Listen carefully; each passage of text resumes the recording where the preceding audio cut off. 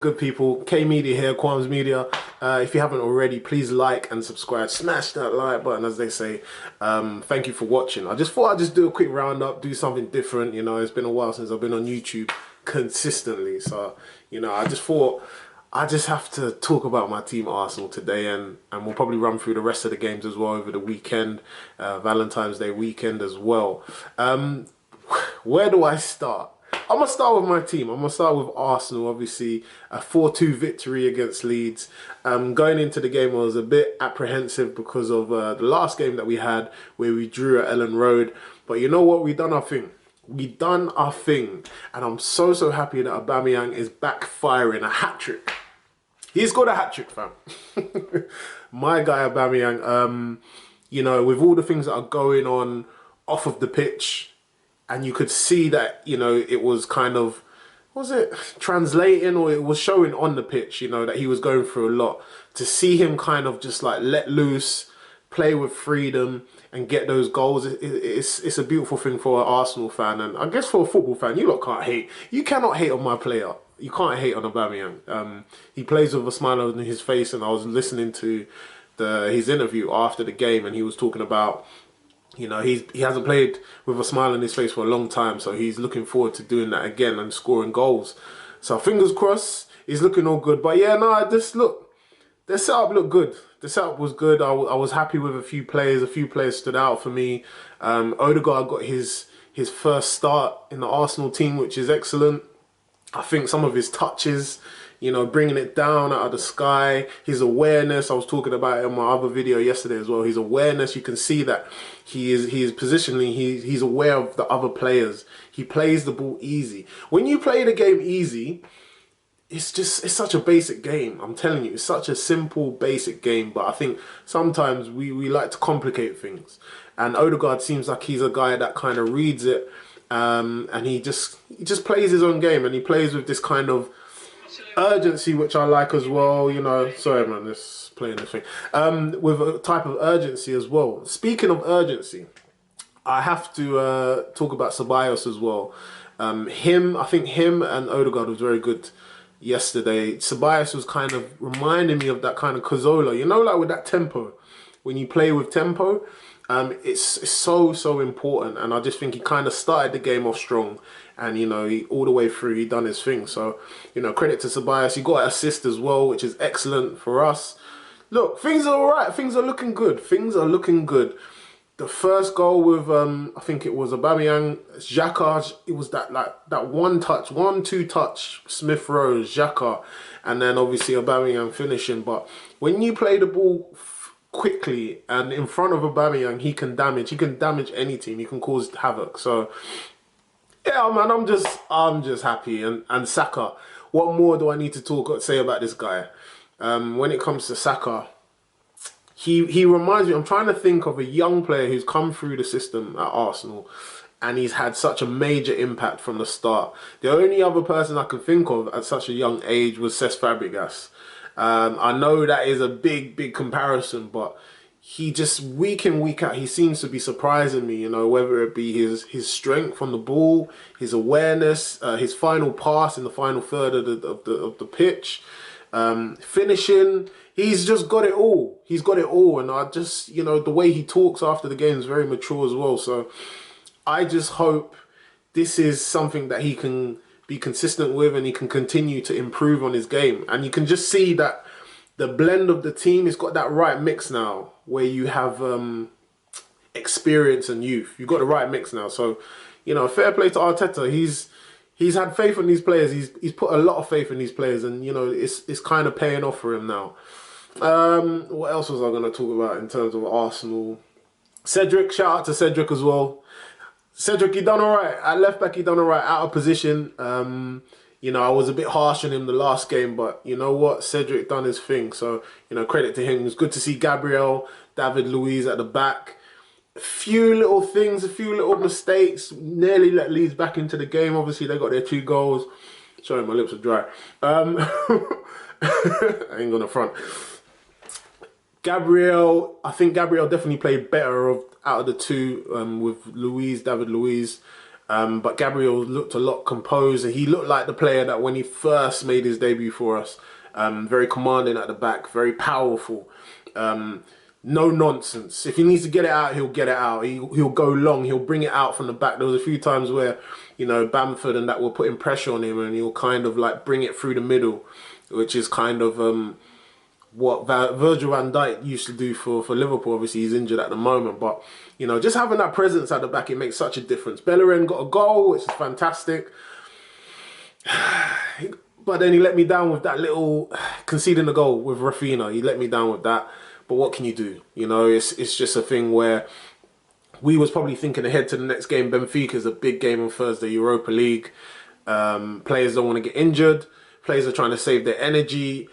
Hence why I have a feeling Arteta brought on Willian instead of bringing on Martinelli or Pepe, even though I would have probably have liked to have seen Pepe feature in this game, given what happened in the last game against Leeds. But you know what, 4-2, that's a fair enough result for me. I'm happy with that. We've got goals at home, which is a rarity at the moment this season. We look pretty... I haven't seen us play that well. I think it's similar to when we played against Wolves, like the first half, the opening first half, where we kind of dominated possession. We looked a lot more commanding moving forward. The transitions through the midfield or defence, midfield and attack was perfect. So that was good to see. And against a Bielsa team, we know that they can give you a good game. We know they can ball, they can play football, counter-attacking football as well. And they showed it by scoring those 2 goals, which is that's the only thing I was disappointed with. That's the only thing I was disappointed with. Just conceding those 2 goals, man. But 4-2 is 4-2. 3 points, we move, man. It's like, you look at the table, we're only in 10th place, but Everton dropped points yesterday. I'll move on to Everton, to be honest. Like, Everton, they faced Fulham. Everton faced Fulham yesterday, and I thought, I was odds on, I was like, Everton are going to win. 100% Everton going to win. I didn't see it coming from Fulham. You know, it's credit to Scott Parker and his boys. You know, those Nigerians, the Nigerian link-up, Lukman and is it Maha or whatever how you pronounce it, I don't know, or Marja. He done his thing. Great finishes, like Poacher's goal. No one, I don't think no one saw that coming. With Fulham's current form, Everton as well off the back end of was it beating Man United, etc. It wasn't or drawing with Man United. Sorry, drawing with Man United. It wasn't expected. So you know what? Fair play to Fulham. They're fighting at the bottom, and you've always got to be careful. Ancelotti did come out yesterday, and he did say that Everton was struggling in terms of the energy. They had a midweek game, didn't really have enough time for recovery, and to match Fulham. He said, you know what? They actually play better than us. I have to put my hands up. They play better than us. So to have a win at Goodison for Fulham, that's a big result. So yeah, fair play. Well done, Fulham. I'll tell I'm Fulham fans as well. Then we had West Brom and Man United. Man United, shout out to all my Man United fans. You lot troll me on TikTok, I do it back. It's the banter, it's the love, but I have to be honest with you lot, and I'm sure deep down you lot go to bed and you think about it too. There's a few things that I've been highlighting throughout the season where you cannot afford to go a goal down and then turn it around. Now, it's good. It shows that you've got good character. It shows that you never say die, that Man United thing, never say die attitude. But there's only so many times you can do it. And against certain teams, you can get away with it. And even though West Brom are at the bottom, they put up a good fight. And to be honest, West Brom had more of the better chances yesterday. Let's be honest. They did. They should have buried it out. They should have killed the game off. But I guess West Brom obviously got the opening goal, and then they said, you know what, we're going to just defend. Sit back. You can't sit back against a quality side like Man United. You cannot sit back. And speaking about quality, Bruno Fernandes, his finish, it was good. It was good. It was a good finish. Look, 14 goals this season. What can I say? he's the highest scoring midfielder in Europe, I believe. It's just, you know what it is for me, like, just quickly. He scores the goal, but in terms of his whole performance, in terms of him impacting the game, I can't, like, dominating the game. Like, who is it? Reed for Fulham, yeah, a midfielder.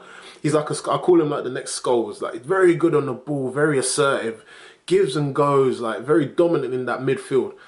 he took control of the game at Goodison against Everton. When I compare that to like a Bruno, even though it's kind of, Bruno's more of a cam, you know, he's more of an attacking midfielder, but still, like in terms of getting on the ball, and passing it and moving, you know, winning the ball back, and I don't see that in Bruno. And that's why I think I still am yet to give him that world-class status kind of thing, because you need to be doing it in those type of games. You need to be showing how good you are. Martial needs to be scoring in those games. Rashford should be scoring, because they are a quality side. Cavani, this goal scorer that everyone keeps telling me about, and yes, it is proven.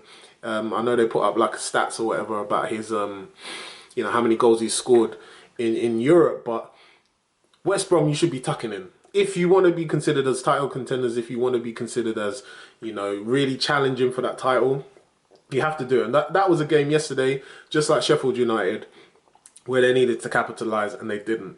So yeah, fair play, 1-1. What can you do, mate? What can you do? And then it was what? Southampton Wolves. Southampton Wolves. That was an interesting game. Again, Danny Ings scoring a quality volley. But Wolves came back. Neto, he is one for the future. You know, I always say Wolves have got this, they've got a great creative pool where they get all of these, you know, Portuguese or these foreign players, and their recruitment. Shout out to their recruitment, because their recruitment is ridiculous. The amount of players that they get. Neves, you know, Diego Jota, who's just gone to Liverpool. I won't be surprised if Neto, he will probably go sooner or later, whether it be this summer or next season or whatever, but you can tell he is one for the future. They managed to beat Southampton 2-1. I didn't see it coming, to be honest, before the game, but then when we watched the game and you saw how Wolves, they've just got this, I don't know, they've got a right, I like their attitude. I like their attitude. They don't give up, you know, they keep on progressing. You know, there was a few decisions. I don't want to get into the VAR thing, but all I will say is you need to have people that have played the game, you need to have them in the VAR office at Stockley Park, because there's so many decisions. The Arsenal one with Saka going over, and it was supposed to be given as a penalty. When you look at it from a different angle, there was slight contact. I have seen less contact, but the penalties have been given, and that is my problem. That is my pet peeve about VAR. You are not consistent. You need to be consistent. But apart from that, boy, I don't really want to get on to Leicester, Liverpool. We already know what happened there. Liverpool are struggling. Hope Klopp is all right. Like, mental health is serious, people. Like, he's lost his mum. He's going through a lot of pressure. I think the media need to lay off of him a bit. Be a little bit more considerate. Yes, he has a job to do, but he's still a human being. Liverpool are struggling. They've been hampered with a lot of injuries. You know, people keep getting on to me because I said about Thiago or whatever, but Thiago is a quality player. But when you're missing key components within your machine, it's not going to function the same way. And that's what you're seeing with Liverpool. And then you see the complete opposite with Man City, where they have everything that they need. They got goal scorers coming from all angles. If Sterling ain't scoring, Gundogan is scoring, Foden is scoring. It's just coming from all over. And then defensively, they are solid. Ruben Diaz and John Stones are absolutely solid. Probably like one of my favourite centre-backs this season, or centre-back pairing this season. They've been very dominant. So, look, it was a crazy week. Yeah, it was a crazy week. Tottenham got tucked in as well, which is good. Shout out to my Tottenham fans. Tottenham. But it is Man City, and to be honest, we're probably going to get it next Sunday, so I won't be surprised. What else was I going to talk about? Boy, I think that's it. I think I've spoken enough. I'm not going to go too much on, because I've got to edit this after. But yeah, shout out to everyone that's been following me. This week definitely going to be plugging a lot more videos. So thank you to all the followers. Thank you to all the comments. Thank you to all the subscribers. I will be back maybe later on Vipers Live for Chelsea game, or for the Chelsea game. So yeah, hopefully I'll see you then. If not, please follow me on TikTok. That's Kmedia. You already know me on YouTube. Instagram, Kmedia as well. We taking over, baby. Arsenal get a win. I'm happy. Let me get my Arsenal thing, fam. You get me, bro? Let me get it. It's backwards, but it doesn't matter. You know what it reads. North London's finest.